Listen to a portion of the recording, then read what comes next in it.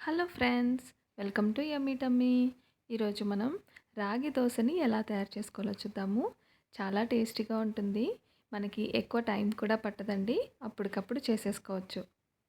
ముందుగా మిక్సీ జార్లో ఒక కప్పు రాగి పిండిని తీసుకుని అరకప్పు బియ్య పిండిని తీసుకోవాలండి.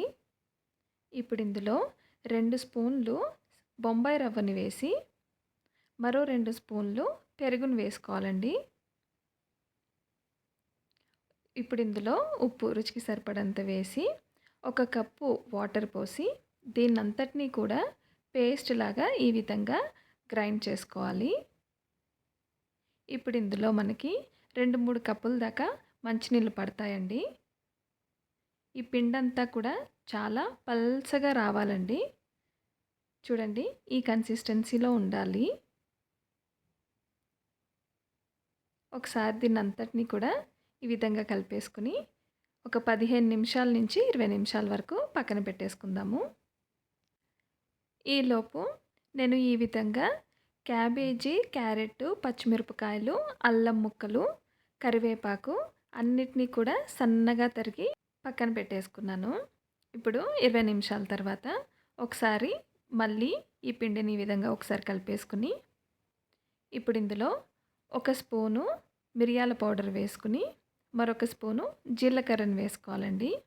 ఇప్పుడు దీన్నంతటినీ కూడా మరొకసారి కలిపేసుకుని మనకి వాటర్ కావాలంటే మళ్ళీ యాడ్ చేసుకోవాలండి.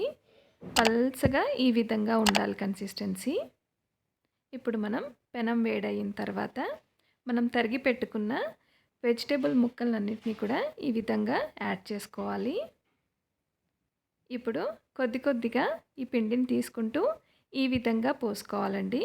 చాలా జారుడుగా పల్చగా ఈ విధంగా రావాలి.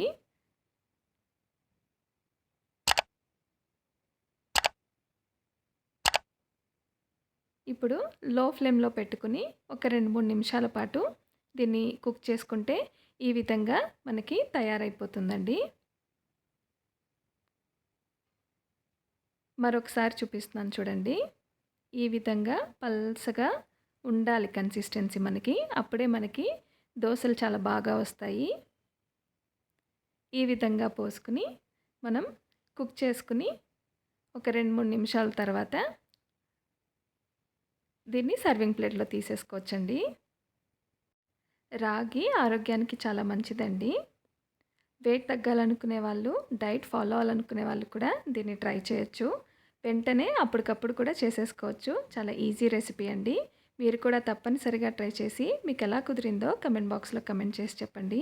వీడియో నచ్చినట్టయితే కనుక లైక్ చేసి సబ్స్క్రైబ్ చేయండి.